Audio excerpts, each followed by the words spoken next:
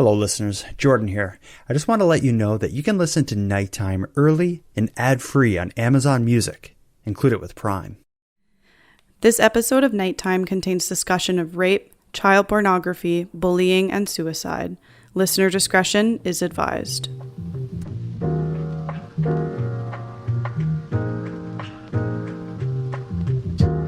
You are tuned to the Nighttime podcast, focused on the fringe of Canada.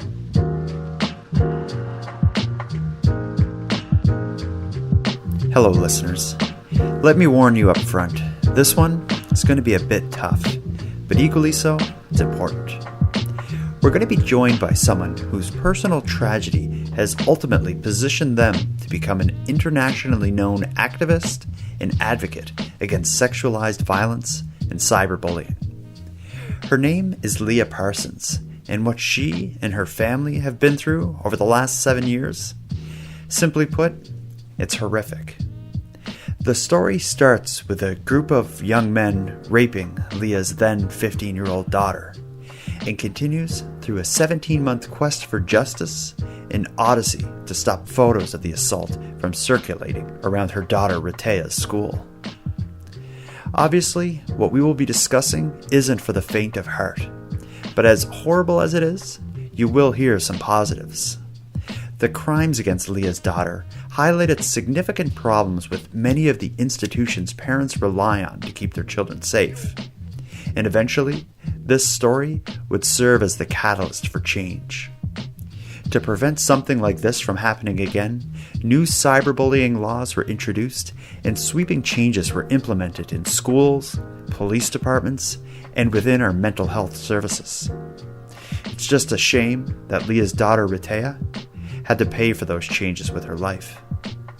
Tonight, in this episode of Nighttime, we'll be joined by Leah Parsons, and our topic is the life, the death, and the legacy of her daughter, Rehtaeh Parsons.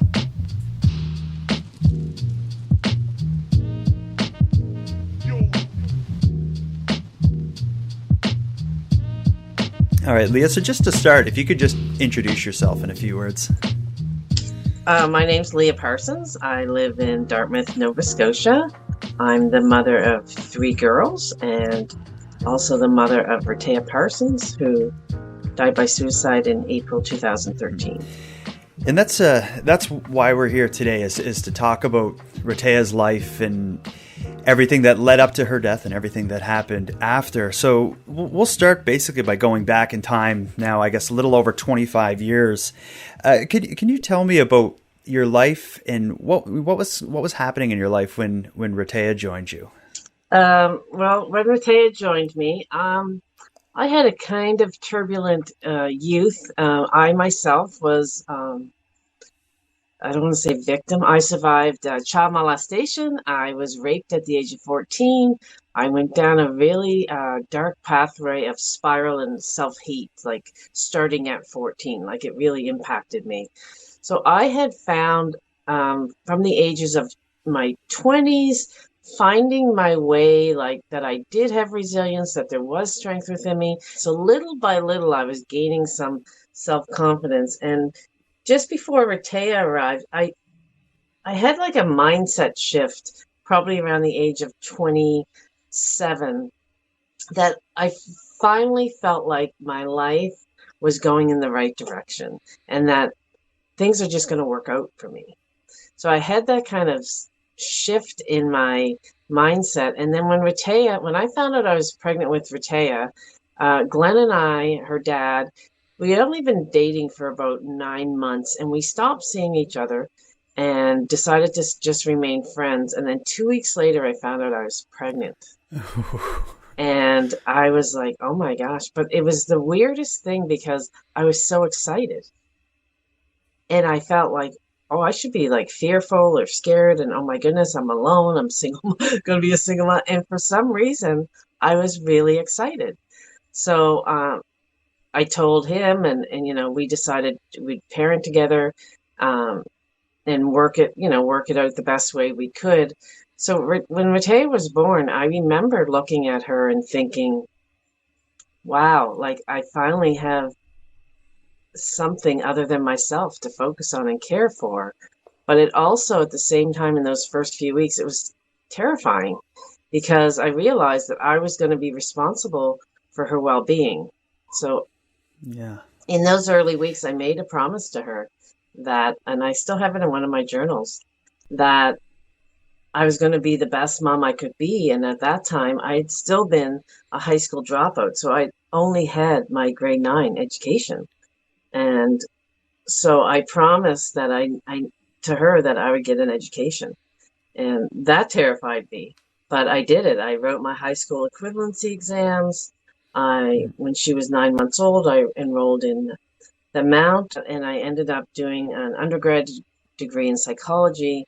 And then I went on to do a master's degree in counseling Wow. by the time she was 7. All while raising a kid. Yeah, by myself. And Glenn did have visitation and stuff, but it was me and Rehteah, and she was my driving force. Like, she gave me the focus, the determination. I'd never been so focused in my life that I was at that time. That's great. One thing I have to ask about is her name. Like, the name Rehteah is so unique. I don't know if there's, well, maybe there is now, but Yeah. when she was born, I don't know if there's anyone else in the world named Rehteah. Where did you get that name? You're so right, because there are a few Rehteahs now. Wow. Yeah. So that's a great question, because when I was about 14 years old, so I'm the youngest of 7 children. So my older siblings had been married and had children when I was like 10, because there's a big age gap between the oldest ones and me. And so I was playing around with names one day when I was about 14, and one of my niece's names was Heather. So I had spelled Heather backwards, and I said, oh, that spells Rehteah. If I ever have a little girl, I'm going to name her Rehteah. And I knew that she'd be called Ray as a nickname, and I was like, she'll be my ray of light. And so I had this whole fantasy about the name Rehteah. And ironically, I forgot all about that and just went on with my self-destructive years.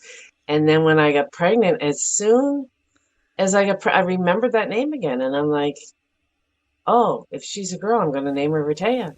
And I asked That is amazing. Glenn if he liked the name, and he's like, I do like that name. That's an amazing story. Yeah. It's you often hear most people just buy one of those books where you're flipping through. Yeah. You had it implanted in you as a young child. That's really that's amazing. Yeah. In the name, it's having shortening it to Ray is cool, but just if you make up a name, it's kind of hard to make up a name from scratch, but it worked in this case.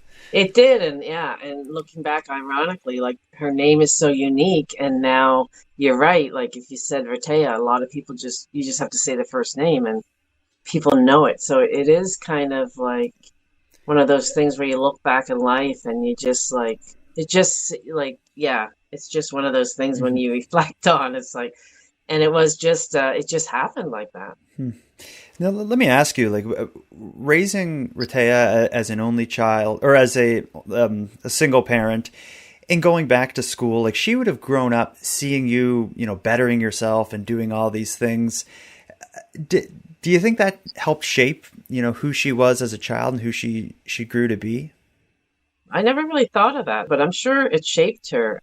Mm-hmm. When she was born, she came out very determined and a fighter, and very determined, like she was just, what's next? What more can I learn? And maybe her seeing me study, she was her passion was learning, and she couldn't read enough. She couldn't absorb enough. And for her in school, she didn't want her friends to know how smart she was. She didn't want to show them her report card. Because it came really easy for her, school. Growing up, what was she into besides reading? How did she pass her time? She had a lot of little friends in the community in our street that she played with. But it was interesting because anytime we would go to a playground or anything like that, she would actually sit beside me and watch everything. She wasn't one of those children that just jumped in and started exploring. She watched all the people and the equipment. And then she actually decided what she was going to do and who she was going to approach. You could see her little mind working at a very, very young age. So she was very observant, but cautious. And Okay.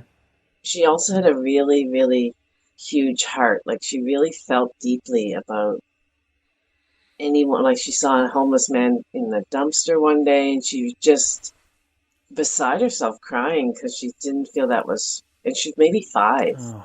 She felt that that wasn't fair. And so she had a real propensity, I guess, towards anything that was any of the disenfranchised, like the dogs, animals, people. She really had a big heart around that. Mm-hmm. And what about as she grew into, let's say, into becoming a teenager? I from what I see in photos and whatnot, it looks like she had a budding social life. Like as she entered, let's say, junior high, did that become a big part of her life? She always had, more so than my other 2 girls, she always had a circle of friends with her. So she always had a group of people with her. So I know in junior high, she always wanted to hang out with her friends. She wanted them to come over. She wanted to have, sleepovers. And I remember I did a presentation at the community college a couple of years ago, and a young girl came up to me afterwards. It was for the nursing students. And she said, like, I just wanted to let you know that I met Rehteah when I was in grade 7. I had to go to the new school, and Rehteah was in grade 8. And she said, I was so scared to go to the new school in junior high. I didn't know anybody. And she said, Rehteah saw that in me that first day, and she came over to me and said, hi, my name's Rehteah. Come with me. You can eat lunch with us. And so she was really tuned into, that person looks out of place or they're not comfortable. Mm-hmm. I'm inviting them in. Oh, that's amazing. That's something with my kids. I'm always trying to, my kids are really comfortable in their own skin is the way I put it, but I'm always encouraging them to look after people who maybe aren't, but to do that on her own initiative says a lot about the type of person that she was at that point. Yeah. You had mentioned at that point in your life when you were, a teenager, you had the wild side. Did you see much of that in Rehteah?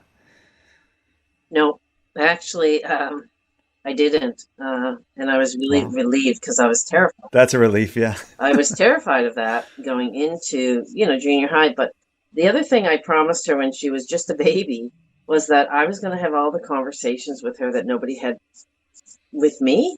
And so that meant I was going to be open conversations about what it meant to be a female, what it means to be desired, and, not to focus on what you look like, and, not that you should dress a certain way or not dress a certain way, but just to know that if you're going to dress a certain way, you're going to get certain attention, and it's not for the reasons that you want. And so I had all these open conversations with her about right from the little girl when she could understand, about boundaries, about being able to speak your feelings. And she was really good at communicating her feelings. So going into junior high, I think it was grade 8, and that she came home and she told me that there was a boy in her class that liked her.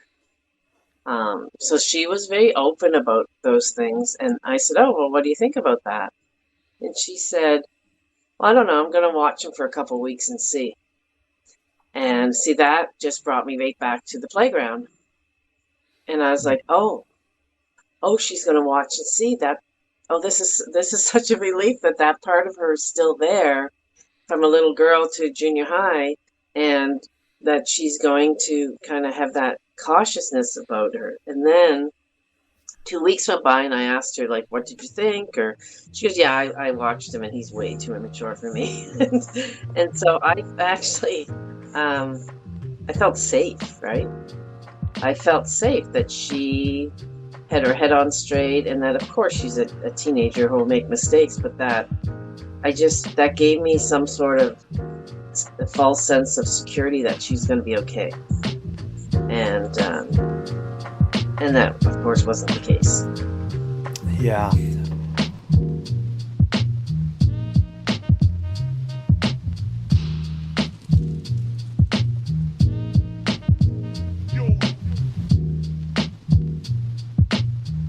maybe we'll just jump right into it. If you can kind of tell me about what led up to what happened that night in November of 2011. I understand she was to be staying at a friend's house. So maybe if you could just set up what you knew about what she was up to going into that night.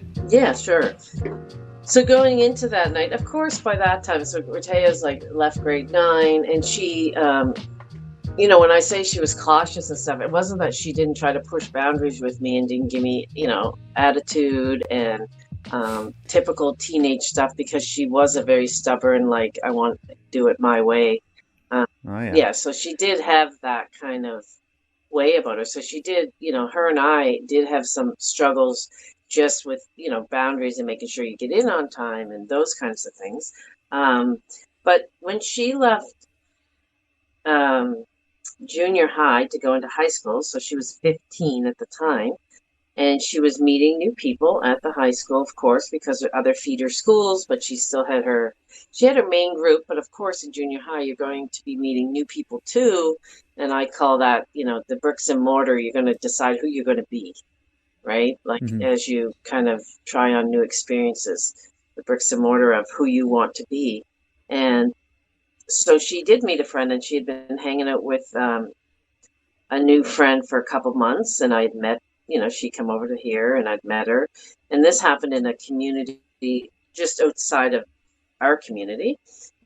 And she mostly her life just kind of up until that point stayed in this community. So she had asked to sleep over, and I talked to the mom, and everything was fine. Everything was okay for the sleepover that was going to happen. So her and this new friend went that Saturday afternoon, went to a home where two brothers lived, and they were hanging out there, and somebody introduced vodka. I don't know who or how that all played out, but there was alcohol there. And so there was two brothers and her friend, and then two other males at some point came in later. So now we have 4 males, 2 females, and Rehteah was drinking vodka straight. And then she got really intoxicated. The girl that was with her left. And so there was Rehteah with 4 males, and she was raped by those 4 males that night. And you didn't, when this happened that night, you didn't know there was trouble. Like when you're at home, you think Rehteah is just spending the night at a friend's house. Am I following that right? Oh, absolutely. Yeah. So I thought she was at her friend's house, and that she was, she was there and sleeping over. I had no idea that they went to somebody's house. I think it started like the afternoon, that Saturday afternoon. And I had no idea that they went over to that house, and that, that alcohol started, and that, so then there was 4 males and 2 females. A lot of people say, oh, it was a party and this got out of hand. Wasn't a party. I don't call that a party, 4 males and 2 females, but it was, she was left behind. And the details around that are kind of unclear of how she kind of got left behind, but she remembered hitting her head on the window pane because she was throwing up out a window, and she heard there's pieces of that night that she remembered because she hit her head, kind of came around, and as that was happening, she was being raped by one of the guys, and they took a picture of that. That was the image they took a picture of, and that image started getting shared. Let's say the next day. So this all happened that Saturday night. Did she just come home the next day and? Yeah. And you had no idea that anything had happened. She had been drinking or whatnot. No idea. Did you have any sense that something was going on with her, or notice anything different, or was she keeping just what had happened bottled up? She was pretty much keeping what happened bottled up. She wasn't herself, like looking back. She was kind of sullen and moody, but not really talkative. Like I didn't. So I didn't really know. Of course, I would have no idea what had happened, what was going on. Mm-hmm. But I mean, she's also 15, so that kind of comes with the territory, sullen and cranky. yeah. How did she confide in you what had happened? Like, how did that happen? So what happened was, I was working that night on a Friday night. I got a call out, so I had to leave. My sister was here. She came over, and I had to go on an after-hours call. And when I was gone, my sister called me and said, "You have to come home right away." And I said, "Why?" And she said, "Rehteah needs you. Like, she's not hurt, but you have to get here." So when I came home, my sister was here, and I had come in, and there was Rehteah in a fetal position on my kitchen floor, sobbing and crying, and pieces of what happened that night and the photos, she started kind of sharing all that, and I would literally had to hold the door frame because my knees started buckling, and I just couldn't believe what I was hearing, and I just never saw her like that. And she was actually saying, "My life is over. They're not going to leave me alone." Wow, because by the time she confided in you what happened, she had been facing more than just the sexual assault, because you had already mentioned the picture. So maybe if you can tell me how she described it to you, or what you got from the story when she first told it to you that Friday night. Like, what did you understand had happened and was happening to her?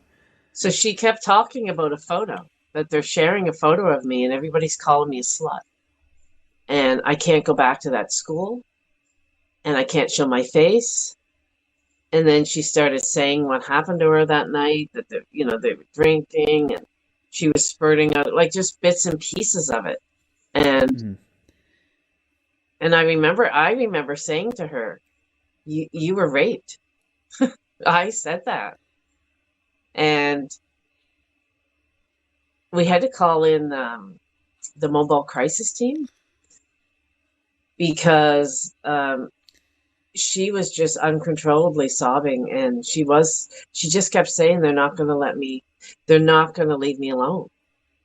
Mm-hmm. So she had been starting to get harassed at her school, because she knew a lot of people in this community, and she, never had problems. She loved this community, actually. And everywhere she went, she knew people. And then suddenly she walked into her school, and she was no longer Rehteah, because the 4 males, or however many of them, went and told a story of their version of what happened. And then nobody questioned that. So Rehteah was now suddenly the slut. In the photo, the way I understand it is it was being passed around, like people texting it to each other and such. So by the time she went to you, this was already out of control at her school, and it just seems like either no one knew or nobody did anything up until her breaking down. Is that right? Yeah, nobody did anything. No, nobody. They just kind of turned on her.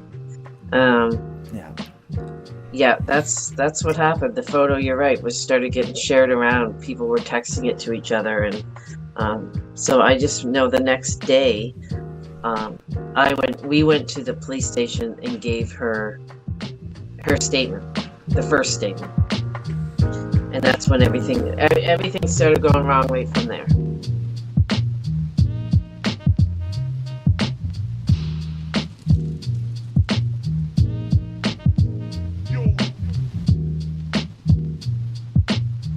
Getting the police involved, for anyone who knows your story or Rehteah's story, that's a story all in itself, as far as how this was handled by HRP and everyone else involved. But why don't you tell me about when you go to the police, what had happened initially and what their reaction was, if any? So what's it like to bring your daughter to the police station with this kind of story?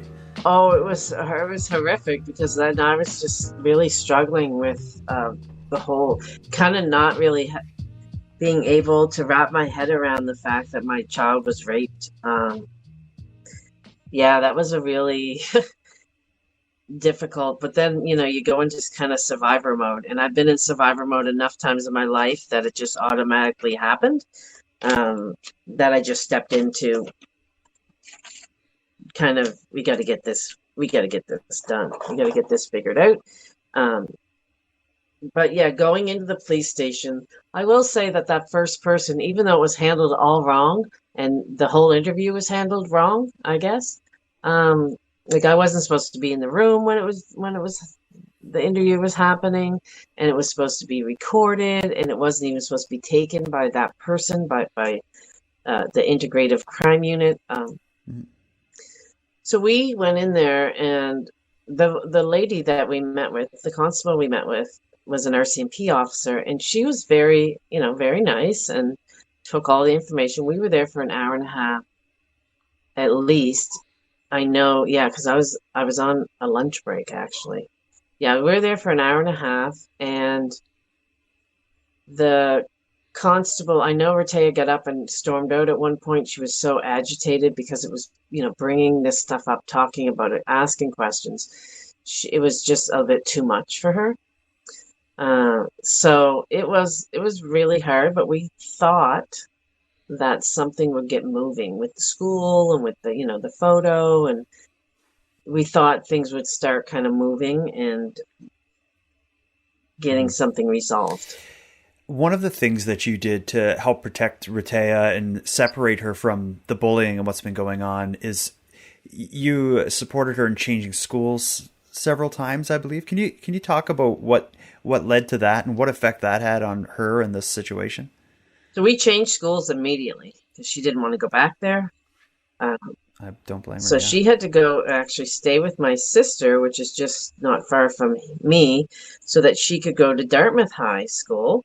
And it was really hard for her because she's lived in this one community her whole life, and now she has to walk into a new school where she doesn't know people. And she lasted maybe 3 weeks, maybe 2 weeks, because the photo showed up. And then she was having panic attacks. And she didn't even know what a panic attack was. She just started having panic attacks like within days of after her breakdown. Her body went into total trauma. And so she would go from anger to sadness to yelling, depression, crying, all within an hour, to hyperventilating. She can't breathe. This was just spiraling. And I would have to go. I picked her up from the high school, and she was in the bathroom, and she's like, I can't stay here. So we had to get her out of there, and then we had to, but she wanted to just regain her footing and start again. She wanted to go back to school and go back to learning and life, but she just couldn't get her footing under her because of all of this. Mm-hmm. And Dartmouth is not a big city, so changing schools, it's not like she's starting a new life in this, as if she was moving to a whole different country or something like that. So does she or do you know how the photo made its way to her new school? I'm thinking there would have been enough kids connected that. Well, she got a message from the girl that she was with that night that actually told her when she went to that school that doesn't matter where she goes because everybody's going to know she's a slut. Oh. Yeah. So I guess that makes it pretty clear that Rehteah and the other young woman she was with that night didn't remain friends after this had happened? No, she actually shared the photo more than anybody else. Really? Yeah. Other than yourself, were there close friends that Rehteah had that were supporting her during this? No. And she was crying one night and saying, "Where are my friends? I know that you love me, my dad loves me, but where are my friends?" So that's awful. I think in hindsight, looking back, not only was she starting a new high school and new experiences and kind of, climatizing herself to the high school years, the friends that she grew up with were also.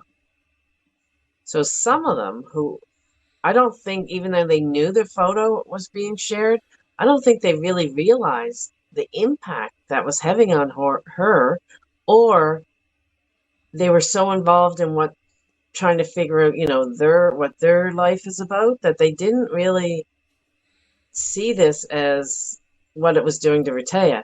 Now, I will say there was also supposedly, friends that turned against her, because that's what I would call there's a toxic male culture out there, but there's definitely, obviously, a toxic female culture out there too. And I feel like Rehteah had a lot of things going for her, and there were people just waiting for her to fall so that they could socially, what I call socially annihilate her, kind of take her out of the equation socially. Mm-hmm. And that's what girls do that don't like who they are, and that kind of have this kind of way of kind of attacking other females to try to build themselves up. And it's really toxic, and I think that played into it. At this point, you have gone to the police. She gave her statement. She's been changing schools. What was did you expect something to change with the police? Like, as that kind of investigation, or whatever you want to call it, dragged on, like how were you as Rehteah's mom, and how was she as the victim of this crime, dealing with how long it was taking for any sign of justice? So initially, when we went to the first RCMP officer, and then a few days later, we got a call that said, "Oh, we have to meet with the integrative crime unit." We gave our statement to the wrong person. Not that we were supposed to be kind of transferred over. So the HRP investigator, she seemed really hopeful in the beginning. She was really positive, and she even told us that, yep, this is going forward. I'm going to go into the schools and do a presentation about photo sharing. We're going to get that photo taken down. We're going to lay charges. So this was all before Christmas break, and this happened in November 12th. So going forward, everything seemed like it was going in the right way and then the officer went on Christmas break. When she came back, it was a completely different story. It was a completely different attitude. It was like, what? We were shaking our head after that. We actually thought that something was going to happen there, and then it just shifted. And obviously that had a big effect on Rehteah, because I understand in March of 2012, so about 3 or 4 months after the sexual assault, any downward spiral she was on seemed to really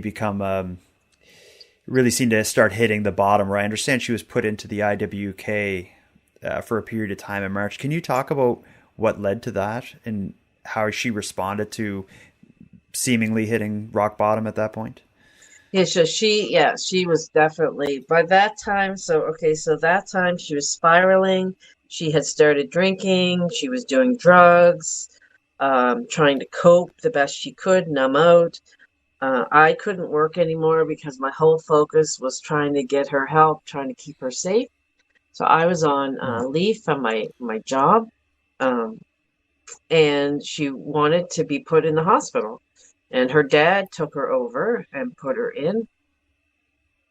And I think it was like 5 weeks she was in. She got worse in that hospital.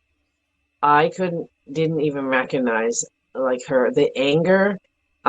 She was in with the mental health. It was called Force South at the time. They changed it for youth struggling with mental health issues. So she got in with, I think they all kind of fed off each other. Like the other youth. And one time she said something about she was going to hang herself with her underwear or something to one of the nurses. So they called in security guard. A male security guard came in, stripped Rehteah naked, they put her in a time away room for a 24-hour period where she wasn't allowed to make a phone call to us. Nobody went in to talk to her. She was left in that room, and she was screaming at the time. It was in her file, her hospital file even. What is that? Why is this? Why is he doing this? Doesn't he know I was raped? Don't you know I was raped? And she was heard yelling that when he was stripping her down of her clothes. Wow. So that place that she was supposed to get help created way more trauma for her. Mm-hmm. And after her 5 weeks in there, when she came out, did you see any improvement, or did she come out just still, at the bottom of where she ended up, basically? Oh, she came out more broken. Yeah, way more broken. The only good things I think that happened to her in there, she met a few friends. She also talked about they took her to hang out with horses, part of the program, and Rehteah just really loved horses and animals. But other than that, she was traumatized. She was stripped naked. She's suffering trauma from rape, and a male guard comes in and strips her of her clothing. It's just unimaginable. And nobody sits with her and talks with her. No counselor goes in to, talk her down or tell, anything. It's just like militant kind of behavior that you would not imagine. Like when she told me that, I found it hard to believe. Yeah. She was released shortly after that, but even going in like day 2, we met with the psychiatrist, and he wanted to talk about the discharge plan. And I'm like, well, she just got here. I'd rather talk about a wellness plan of what's going to happen while she's here, and what can we, what's going to support her when she leaves here. But it was really shocking.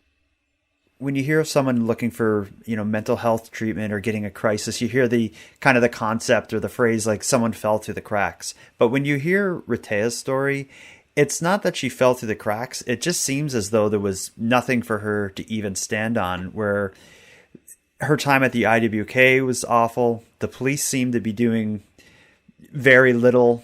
The schools didn't seem to be helping, and her friends kind of backed away as you describe it. Yeah, the schools just kind of backed away. Yeah. And I can't imagine how helpless she must have felt, and how helpless you must have felt as her mother trying to protect her. And one part of this whole thing that to me just comes across as a real slap in the face is about 6 or 7 months after this happened.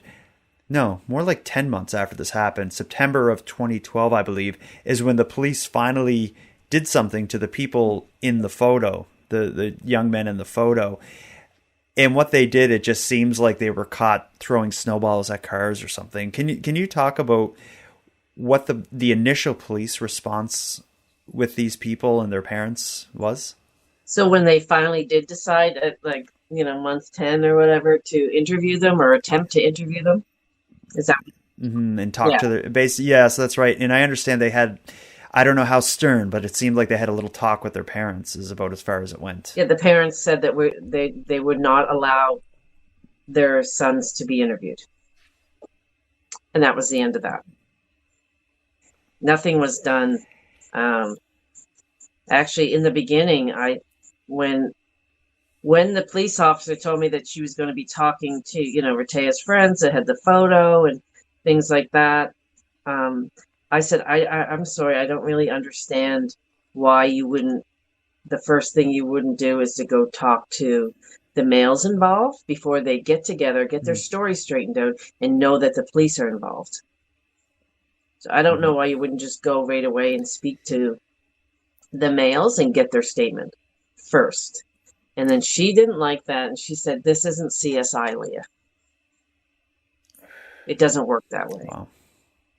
And when they finally do make it to the young men in the photo and involved that night, like you said, the parents refuse to allow interviews, and it seems like for the most part, it was at that point the police basically just put the brakes on everything. Did you expect anything more to happen, or at this point, September, like almost a year later, were you pretty much given up on any possibility of the police doing anything about this? I hadn't given up. I think it was in the summer that Rehteah actually called for a meeting. We met with the police and the victim services and the investigator and different. She called a meeting. She wanted to know what was going on with her case. So we did meet, and we wanted answers. And it didn't seem too hopeful at that point.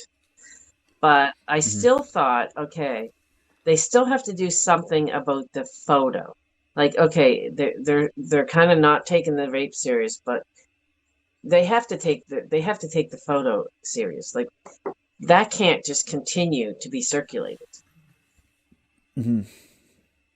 And the right laws were in place so that photo would qualify as like child pornography or something. You would think that alone would have kind of the teeth to put a stop to it, legally, with criminal charges for anyone in possession or sharing that photo. Is kind of, when I hear the story, it just seems like that should have been the angle that was taken, at least immediately, to get the photo to stop circulating. Yeah, and that didn't happen ever. It never happened.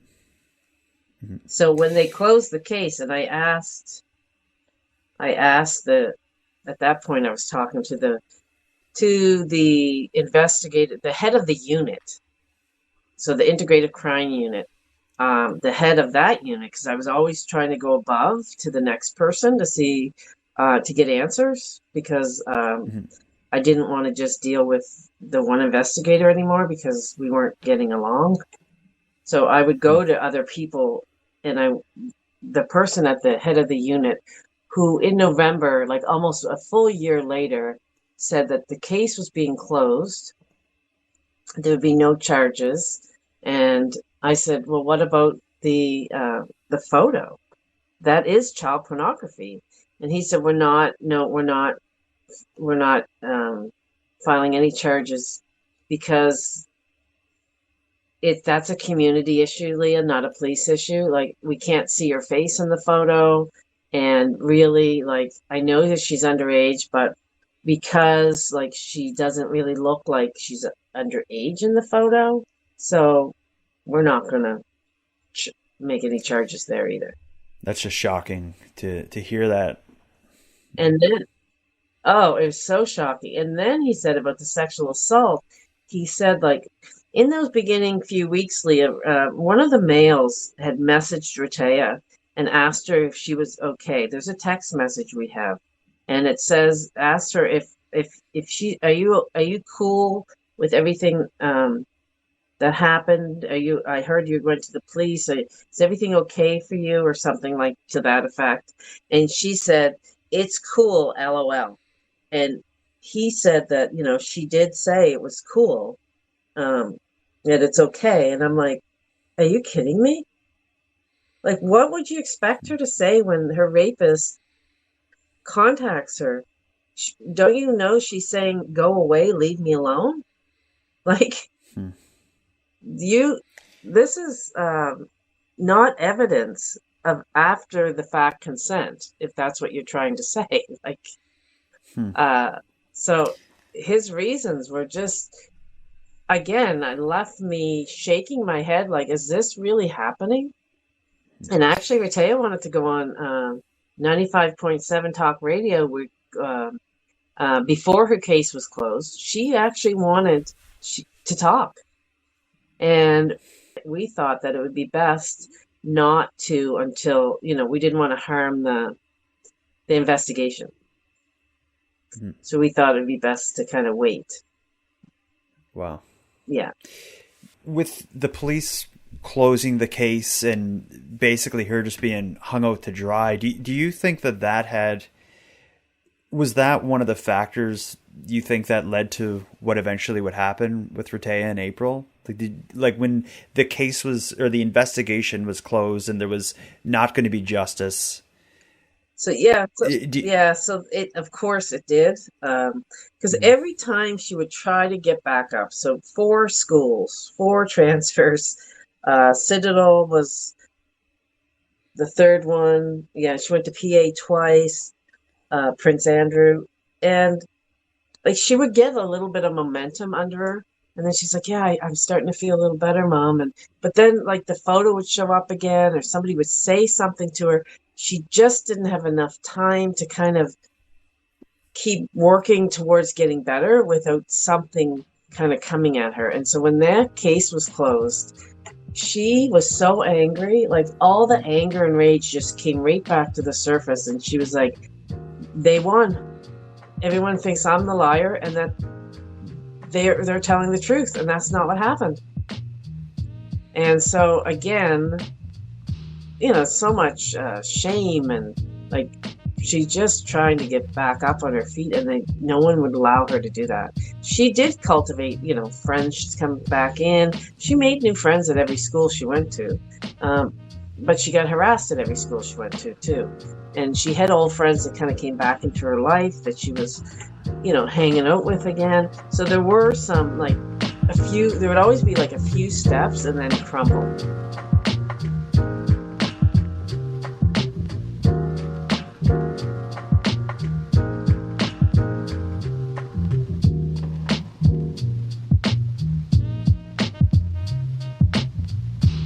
Now, I'm going to ask you about something difficult, and I don't know how comfortable you are talking about this, but with what happened on April 5th, can you tell me about how Rehteah's life ended and how you found out that this had happened?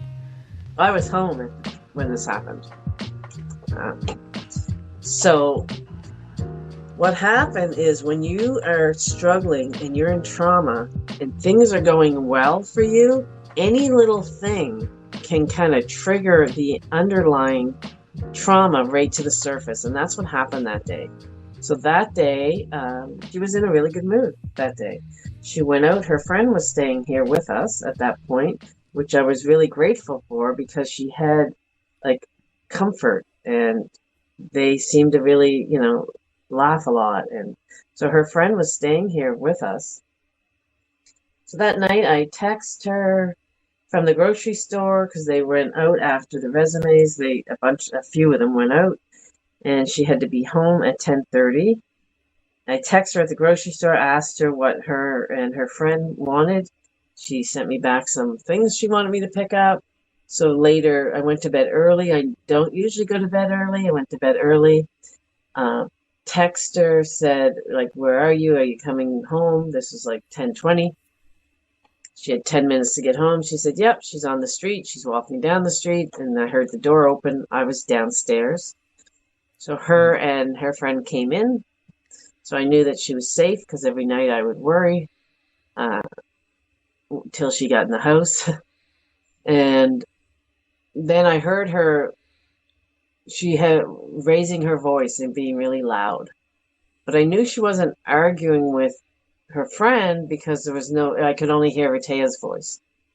But that wasn't really an uncommon thing because Rehteah was cycling through a lot of emotions.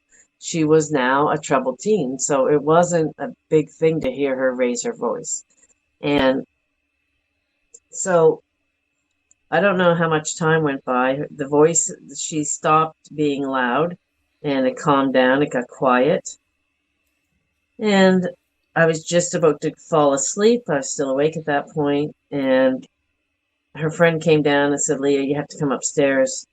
Rehteah locked herself in the bathroom and she said she's going to kill herself. And I said, "Oh, okay, I'll be right there. Like, don't worry about it. There's nothing in the bathroom she could hurt herself on. She's upset. I'll be up. I'm coming up." So when I came upstairs, I immediately grabbed something out of the drawer on the way to the bathroom to unlock the door. And so I just started kind of knocking at first and trying to get in, and I unlocked the door, and I thought she was sitting up against the door. She wasn't letting me in, but she wasn't saying anything either. And I was just like, "Rehteah, come on, let me in." And I could feel the weight of her on the back of the door. And then when I finally did get in, it wasn't a pretty sight. And then that was when I told Jenna to call 911, get me scissors, and then I had to cut Rehteah down and kind of lay her down until the ambulance got there. I'm sorry to ask you to recount that, but after that happened in the house, in the bathroom, there was a period of time where she was taken to hospital. Was it looking like she was going to pull through, or from the very beginning was this looking like it was going to end up with bad news? Well, my boyfriend, Jason, he did the CPR on her while we waited for the ambulance, and he got color back into her for a moment, and we thought it was going to be okay. And then the color started draining from her pretty quick. And then the ambulance came, and then they took her in the hallway, and they must have worked on her for half an hour to try to get a pulse strong enough to take her to the hospital. So I knew, like, everyone around me was saying other things. I knew right then she was gone. In not long after it was announced that she had passed in the hospital. I think it was like 2 or 3 days later, if I have the timeline right. Very quickly, you began to speak out about what had happened to Rehteah. I believe that was when you first published your blog. Is that right? Yeah, I posted something on Facebook, like probably when she was still in the probably like, I don't even remember. I think she was still in the hospital because there was 3 days we had to wait to see whether her brain was gonna come around, if she was gonna make it. So there was 3 days there of waiting. I think it might have been in there somewhere. And then at some point the doctor said she's not going to make it.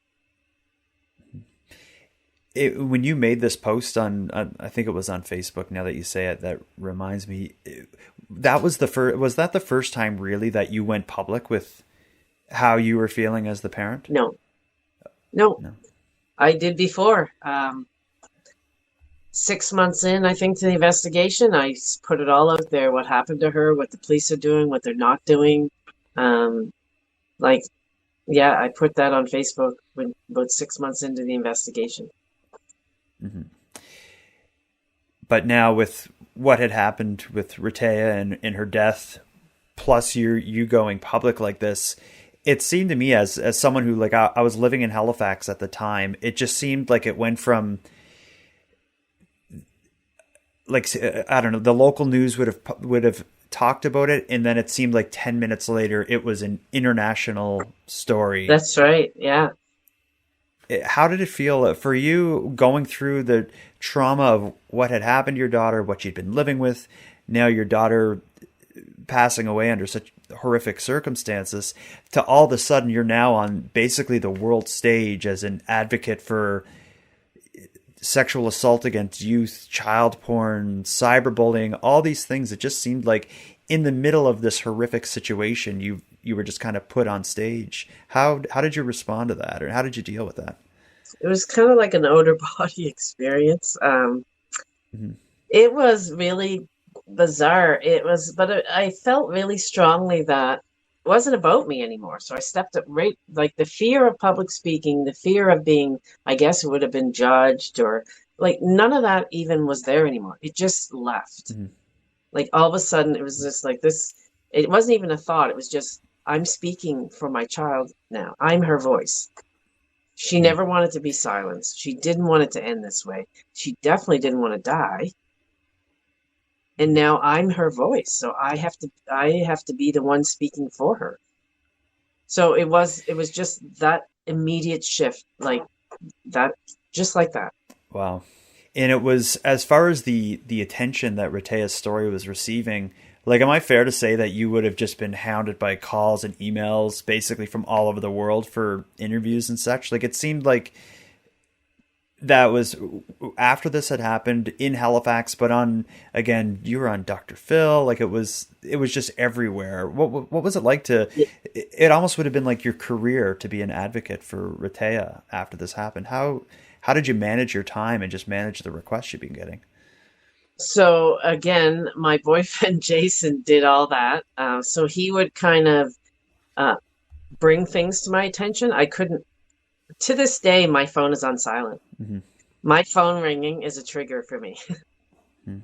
My phone has to be on silent. I can't really deal with the dinging and the beeps and especially certain ringtones. If I hear somebody else's ringtone that had the same one I did, it's because it was so overwhelming. Like People Magazine were at Rehteah's funeral. Wow. Like film crew showed up from Japan. It was just like, it was definitely somebody else, like Jason had to query bring things to me. Do you want to do this? Like, the Prime Minister wants to meet with you. So we're going to fly up and meet the Prime Minister. So it was just kind of like picking and choosing. And of course, in the beginning, you make mistakes because I know nothing about the media. And, you learn who you can trust in the media, and you learn who is going to take your words and twist them. So I learned a lot, and it was kind of on anger. I tell everybody this: anger has a purpose. Anger fuels you and moves you to action. So anger is a really good emotion. It's a lot better than depression and sadness because it actually gets you moving. But then after a while, you can't sustain anger.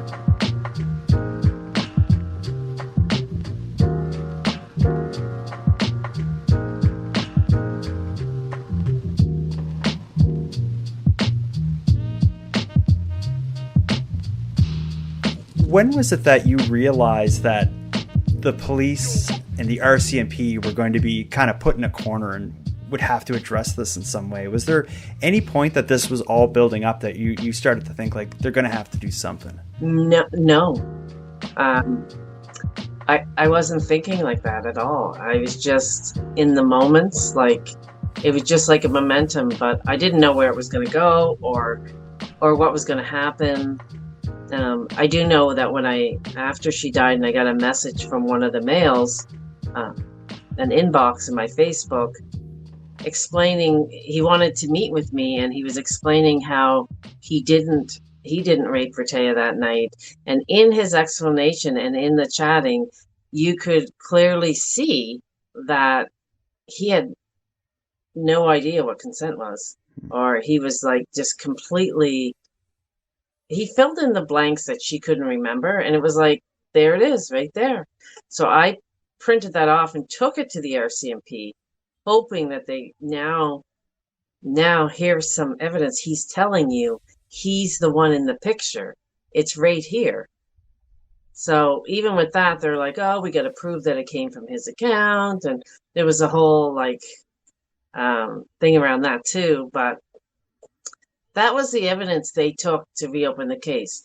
But of course, with that was a whole lot of pressure from people around the world, and there was a spotlight shining on Nova Scotia, and people were watching.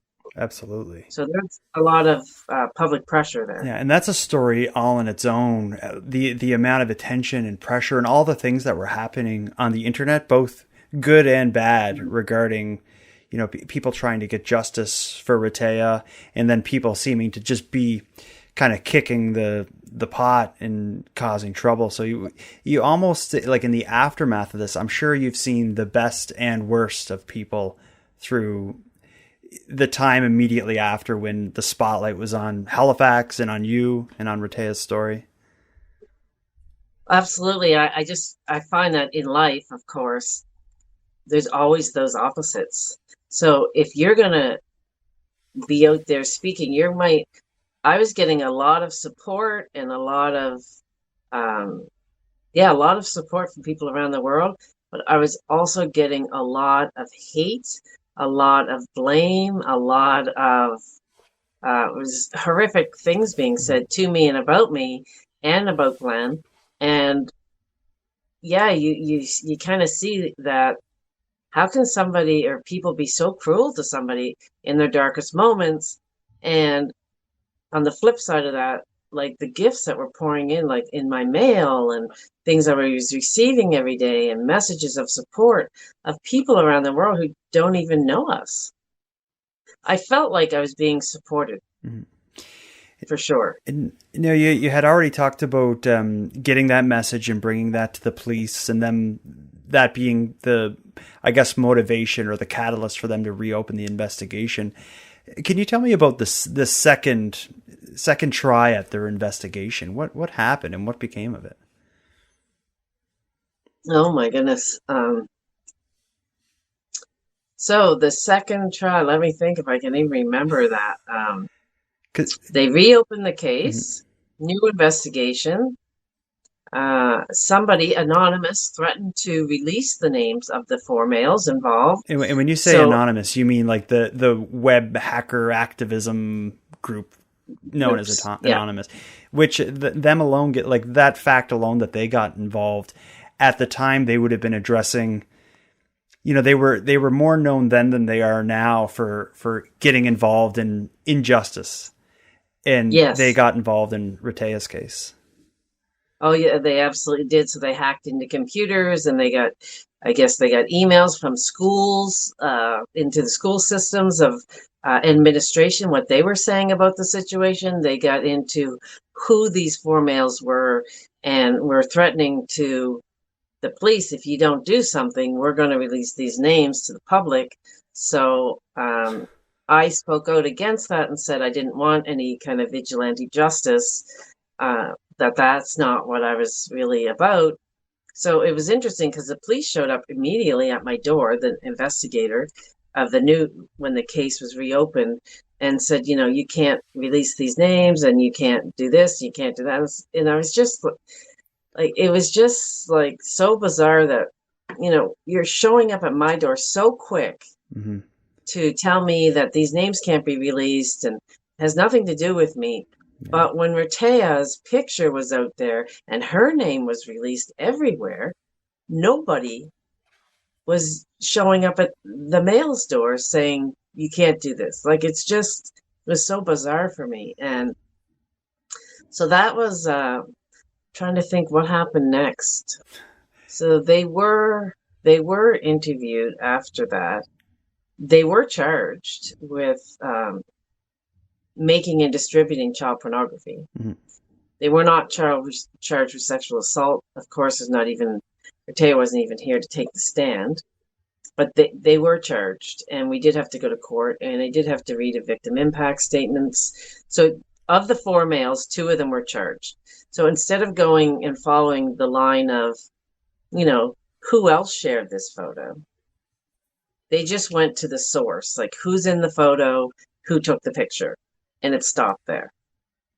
So they charged those 2, like, they didn't follow the line of where else that picture went and who else was sharing it multiple times. And I have never been able to find out exactly what the punishment was for these people, but I understand that it wasn't anything serious. Do you know what eventually came of their sentencing and their charges? So when they were charged, until their court date, they weren't allowed to use computers. They weren't allowed to send us messages on YouTube or things like that. So they weren't allowed to contact us or say things to us. When they went to court, one of them was mandated to send, because he had nothing to say to us, the judge kind of told him that he had a year or something to write a letter to us, because he had nothing to say in the court. The other one had things to say in the court, so he wasn't mandated that. The judge spoke to them probably 45 minutes. So they got conditional probation, and there was a few conditions put on them, but it wasn't anything major. The judge did let them know that their behaviors and their actions was a direct domino effect that led to her death. And their lawyer stood up and kind of was like, we're not, they're not charged with murder here. And he's like, no, I want them to be very aware that their actions, direct actions, led to, what happened next. So he did do what he could do within the parameters, but they were underage. There was, they have the protection of the youth protection laws. So there was not a lot. Mm-hmm. So now, after this is all said and done with, I guess that's as much justice as the system's going to afford you. From there, you really took on the role of somewhere between advocate and public speaker. And it seems now that the circumstances that allowed this to happen to Rehteah and the circumstances that allowed or that prevented her from getting the help that she should have been able to get afterwards, it seems like that has been a huge motivation for you to share this story. Can you talk about how you ended up in the role that you are now as, I guess, activist, advocate, public speaker is the way to put it? Yeah, it's kind of evolved and changed over the years, for sure. So in the beginning, I definitely an advocate speaking out in schools and conferences, at round tables, at the reviews. There was reviews for the mental health, IWK. There was a review of the police. There was a review of the school. There was new legislation across Canada. So I was kind of in systems at that point. A lot of traveling and talking of what went wrong, what needs to be done, what needs to change. And then that kind of went from that level probably to speaking at a lot of schools across Canada to youth, to share Rehteah's story and to let them know that this happens to real life people. And I had to really kind of go inward and do my own healing and kind of face my own emotions in ways I've never had to do before. And then from that place, I started kind of getting on a healing path and then spreading messages. So then I was all of a sudden invited to go to like trauma conferences and speak. How do we heal trauma? What do we do with trauma? How does it live in our body? What can we do to move it? And I became a yoga instructor. So I really got in tune with what's going on inside of me. And so it kind of went from a systems level to like the school level to communities to individuals to how can I now help people in community levels change their kind of perspective and dialogue of what is rape culture and how does it contribute? So if I can change a young male's attitude towards how he looks at females and how he's been conditioned to kind of see these situations, if I can get him to shift that kind of thinking, it's going to change his behavior. So I kind of went all the way down to ground level. Okay, I did what I could at the systems level. How can I influence and impact people in their day-to-day so that they can bring that to their children and grandchildren? And, so it went from that and then to how can I help other people heal that have already been traumatized? How can I help teach them the things, the tools that thankfully was brought to my awareness? And I just kind of followed a path of healing, and it brought me to these huge ways that I was able to kind of move in pain. And it seems as though, like, as you describe it there, it was never like a conscious thing. You were just kind of going from one opportunity or one situation to the next, and you just ended up, I almost see it as like this tidal wave just took you, and now you're just in its wake. Is that the word for when the wave breaks? You're just getting just tossed around, and now here you are. Now you mentioned all the various reviews and inquiries and whatnot that happened in the wake of Rehteah's death. I don't expect you to summarize all the findings or whatnot, but throughout those, what would have been some of the like the things that you were really happy to see identified as a problem or a contributing factor, like, is there any part of those reviews that you're like, I'm glad that positive came out of this at least? Absolutely. There's so many positives that came out of it. And again, I had to follow up with the police review was the biggest kind of revelation. And that can be found online. Mm-hmm. The police review, I think, had 17 different recommendations that were brought in from someone outside of the province came in to do the review. The things that he found, it took months and months and months. The things that he found were glaring kind of problems. One was there's no trauma-informed care. There wasn't. There is now. So at the IWK, they didn't even have a trauma-informed approach to helping children that are struggling. So that was huge. That if someone comes in and says that they've been sexually assaulted, the woman that was in charge of Rehteah's investigation had never had any training in sexual assault cases. So if that's happened now, you have to be assigned to an investigator who have at least taken the training. Mm-hmm. So that was a big one, and there was 17 recommendations. I think they took on all of them and agreed to do them. So I had to follow 3 justice ministers to follow up to see, is this in place, and is this ongoing, is this still happening? So I did have to follow up with 3 different justice ministers. And of course, the legislation that came about for Nova Scotia for the cyber scan unit and legislation, it was shut down because it was too broad, and then it was reintroduced. So that was another one. So people... Yeah, sorry to interrupt you, but that legislation is new wording in law about how, like, the sort of thing that happened to Rehteah with digital, like sharing digital images and cyberbullying.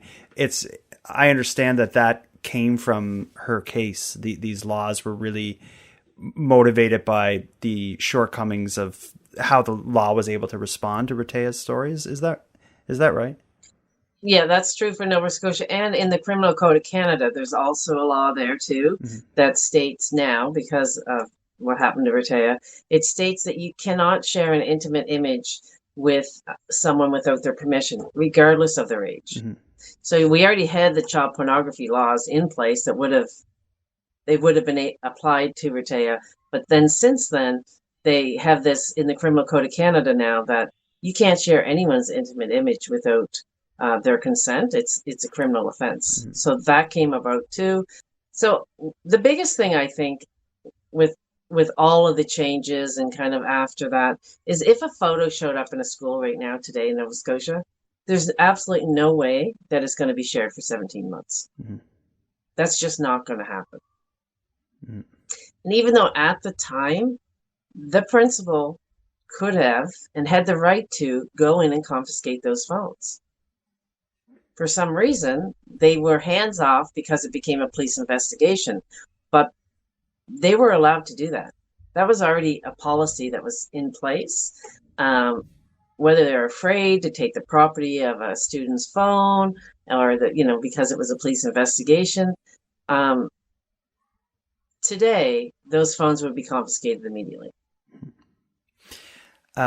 One topic I'd like to hear you talk about is, I believe it was during the second time that the police were responding to the crimes against Rehteah, is for a period of time, people were prohibited from using her name in the press. And that was at a point when you were actively raising awareness and, sharing her story to better the world. And that led to a lot of kind of the mainstream media almost being handcuffed in telling her story because they weren't able to use her name. Can you just talk a bit about that and how you dealt with your inability, at least for a period of time, to publicly say her name? So that actually started a momentum all of its own. Oh, yeah. Rehteah Parsons is her name, because it was really we had to go find a way to get that lifted, because all of a sudden her name was out there before she died. her name was being, dragged across the mud, and she was being tormented. And then afterwards, everybody knew her name. So to suddenly kind of retract that in the media, it felt like just another huge injustice.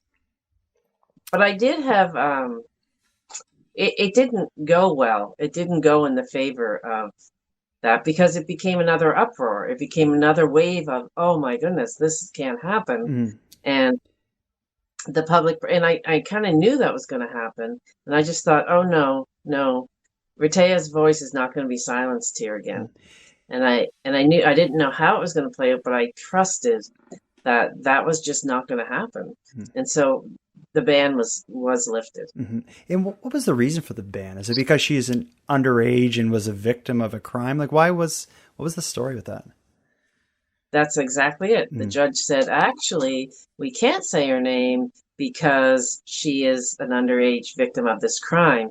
But her name had already been out there for almost a year when that happened. Yeah, absolutely. And it didn't make sense. And she wasn't here to, so it didn't really, but it was apparently, that is the law. Yeah. It just, in this situation, it was like, when you think of it logically, it's like, it obviously didn't make sense, but it, were you not given permission at one point, or told, like, we will not prosecute you if you use her name, before the ban was lifted? Yes. Was that a formal thing? Like, did you actually speak with, like, I don't know, the justice minister or someone who gave you the okay to use her name publicly? Yes, that's exactly what happened. I had to think about that for a minute. Yes. The justice minister did say it would be okay, told us it was okay to use her name as long as it was in a positive light. Okay. Well, I think that's fair. So I think you, for the most part, you've answered this, but this story is obviously horrible to relive it and to tell this story. Why is it so important for you to put yourself to tell the story, although you're dragging yourself back through it every time you do? Like, what motivates you to continue to share Rehteah's story? I don't tell the details of her story a lot these days. Actually, I talk more about healing. Mm-hmm. But as long as I can speak her name and tell her story, I will, because I'm her voice now. So to me, it's her message coming through my voice, and it's really important because her life means something, and her legacy of what she leaves behind means something. And if I can impact people to change the way they see these things, then it just gives more meaning. Because I forget who says it, but your legacy is every life you touch while you're living. And I feel like Rehteah's legacy is every person she touches from the other side. So I feel like, there's ripples, and it can keep going and keep going. I don't feel driven to continually have to, like, if I stop saying her name, then that means, that she doesn't matter anymore. Or I don't feel any of that type of pressure. I just know that wherever it goes, whatever happens is exactly how it's supposed to kind of unfold with her story. So I let the waves and the kind of tide take me where I need to go. Mm-hmm. For a lot of people listening to this are going to be parents of young children or parents of middle-aged children. What do you think parents should know about your experience that, is there any lesson we could learn or anything we should look out for or do that could potentially, help people like Rehteah and people like you from being put in these situations? Well, I was mistakenly, like I said earlier, I felt I was safe because I felt I had all the conversations I need to have with her to keep her safe. But Rehteah was never safe in that situation, because everything I taught her, first of all, went out the window when she couldn't get up and walk away because she was too intoxicated. And she ended up in a room full of people, males, who weren't taught the same things about consent and what it means to help someone when they're vulnerable, not take advantage of them, not be a predator that's looking for their opportunity to harm somebody. And so the conversations that we're having, it's so multi-layered. It's so really important, but there's so many layers to what we call rape culture. And if we're only having the conversation with females, because I think most parents, most mothers already know to have these conversations with their females. We just know that. So if we know that, then why are the parents having the same conversations with males of what it means to be a male, and how to view women, not as objects to be conquered, but as human beings? But we do have a lot of really fearful people out there that feel threatened when we have certain conversations, and I've been accused of being a man hater if I say anything that's like around rape. Like I'm speaking from a female perspective. Of course males have been raped. Of course males suffer in silence and in other ways too, and it's harder for a male to come out and say that they've been sexually abused. I'm not denying any of that, but people are really fragile around their ideas and their beliefs, and they're so like, are you saying? So all I have to do is post something on her page to get, all of a sudden you'll see what comes out. You'll see, what about females? You think it's okay for females to beat up men? Like, I didn't say that. It's not okay. I'm not even saying that. Well, you see how the situation is viewed almost as a minefield, and with you being as vocal as you are on, and as out there as you are, posting online, I'm not surprised that you drum up both sides of the fence, or both sides of the field, so to speak. But it's like you say, it's so important for people to know this can happen. And, there's nothing special about you or Rehteah that had brought this to you. It could have been any other family. And so I think in you sharing your story, and even if you get these, I'll call them morons that complain to you on the internet, it's what you're doing is very valuable work. And the perspective you have by living through this is you could never teach that to someone and have them, do the things that you're doing. So it's I thank you for having the courage to face the pain, but also spin it into a positive and do the things that you're doing. Yeah, and thank you, because that was my other point I wanted to say was, people often will say things about a family or about me because it gives them a sense of safety that it won't happen to them. Well, that family, she must have been a troubled teen already. She must have been these things. And it gives them a sense of safety if you can say that that's because that family is. But I think when people kind of really listen to this, what happened to Rehteah, they easily could feel like that could happen. Oh my goodness, that could happen to my child. That could happen to anybody's child. So really, I think it really kind of brings that to the attention that these things can happen to anybody. Now, as well as Rehteah, how do you think she would feel about her name and her image and her story being used as this, worldwide as this cautionary tale? Like, do you think this would be something that she would be proud to be involved with, given the circumstance that she was put in? She's very proud to be involved in all of this. To me, this is all her doing.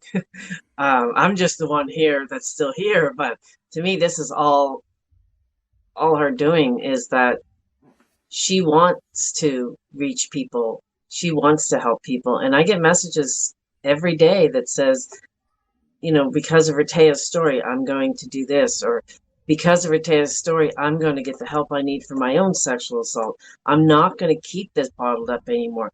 I mean, people even come to me and say, Rehteah came to me in a dream and told me, your life is worth it. Keep going.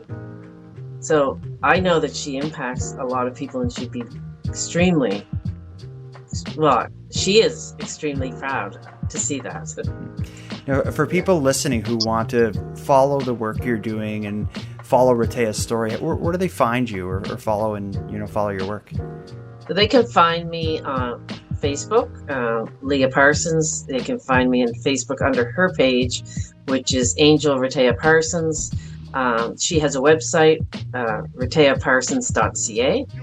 I have a website, leah-parsons.com, of the work that I'm doing now. So I'm pretty easy to find.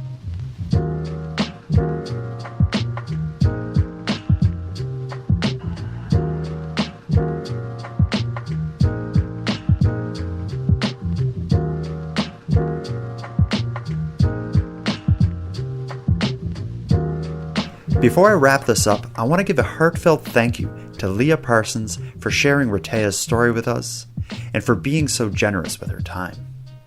Leah, the work that you, Glenn, and Rehteah's many supporters are doing has truly made this world a better place and a safer place to raise our children in. As a parent myself, I thank you for that. And with that, I'll begin wrapping up this episode of Nighttime. But first, I have some more thank yous. A huge thanks goes to Fortnite Beats for supplying the musical theme for this episode. I've added links to him in the show notes. Catering for this episode has been provided by Cape Breton Queso. If you like dipping things in warm, creamy cheeses, you need to get some Cape Breton Queso delivered to your doorstep. I've added all the links you'll need to level up your date night in the show notes. And lastly, I want to give a massive thank you to everyone listening to Nighttime. Without your interest and your support, Nighttime would be as pointless as it would be impossible. But with that said, keeping the show alive is and has always been an uphill battle. If you want to help take a bit of the weight off the show's shoulders, please subscribe to the premium feed. Not only does it make the show possible, it gives you more of each topic than you'll find here on the free feed, as exclusive content is added to the premium feed weekly. So please consider supporting Nighttime by subscribing to the premium feed at patreon.com/nighttimepodcast. And for anyone else who'd like to support the show but can't help financially, you can give me a big hand by simply sharing the episodes on social media and letting your friends know about the show. If you have any story ideas or if you want to give feedback on the show, you can reach me at nighttimepodcast.com/contact. You can also find me on social media. I use Facebook, Twitter, and Instagram, and I'm live on YouTube every Tuesday, Thursday, and Sunday night at 9 Eastern Time. And one last thing, if you'd like to provide your thoughts on Rehteah's story, please contact me or send me a voice memo. I'll answer the questions or discuss your thoughts in the next Nightcap post-show live stream on YouTube. Again, you can contact me at nighttimepodcast.com/contact. So until next time, take care of each other, hug your loved ones tight, and let me know if you see anything weird. The Nighttime Podcast is written, hosted, and produced by Jordan Bonaparte. Copyright Jordan Bonaparte.